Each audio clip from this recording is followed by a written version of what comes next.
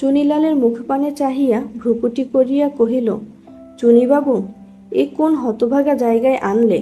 আর তীব্র কণ্ঠ ও চোখের দৃষ্টি দেখিয়া চন্দ্রমুখী ও চুনিলাল উভয়েই হতবুদ্ধি হইয়া গেল। পরক্ষণেই চুনিলাল আপনাকে সামলাইয়া লইয়া দেবদাসের একটা হাত ধরিয়া কোমল কণ্ঠে কহিল, চলো চলো, ভিতরে গিয়ে বসি। দেবদাস আর কিছু কহিল না। ঘরের ভিতরে আসিয়া নিচের বিছানায় বিষণ্ণ নতমুখে উপবেশন করিল। চন্দ্রমুখীও নীরবে অদূরে বসিয়া পড়িল। ঝি রূপা বাঁধানো হুকায় তামাক সাজিয়া আনিয়া দিল। দেবদাস স্পর্শও করিল না।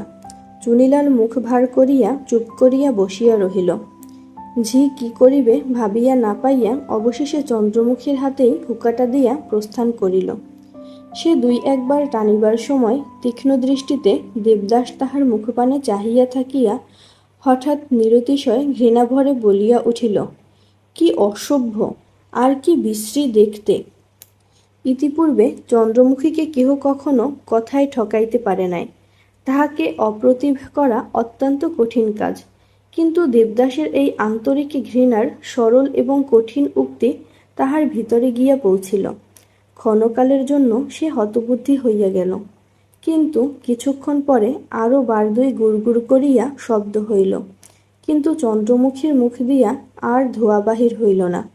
তখন চুনিলালের হাতে হুকা দিয়ে সে একবার দেবদাসের মুখের দিকে চাহিয়া দেখিল, তাহার পর নিঃশব্দে বসিয়া রহিল। নির্বাক তিনজনেই, শুধু গুড়গুড় করিয়া হুকার শব্দ হইতেছে, কিন্তু তাহা যেন বড় ভয়ে ভয়ে। বন্ধুমণ্ডলীর মাঝে তর্ক উঠিয়া হঠাৎ নিরর্থক একটা কলহ হইয়া গেলে প্রত্যেকেই যেমন নীরবে নিজের মনে ফুলিতে থাকে এবং ক্ষুদ্র অন্তঃকরণ মিছামিছি কহিতে থাকে, তাই তো, এমনই তিনজনে মনে মনে বলিতে লাগিল, তাই তো, এ কেমন হইল!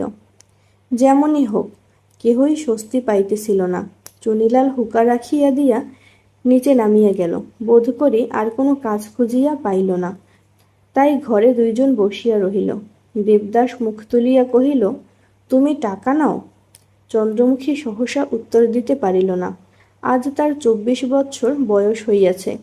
এই 9-10 বৎসরের মধ্যে কত বিভিন্ন প্রকৃতির লোকের সহিত তাহার ঘনিষ্ঠ পরিচয় হইয়াছে, কিন্তু এমন আশ্চর্য লোক সে একটি দিনও দেখে নাই।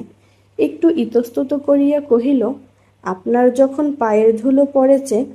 দেবদাস কথাটা শেষ করিতে না দিয়াই বলিয়া উঠিল, পায়ের ধুলোর কথা নয়, টাকা নাও তো।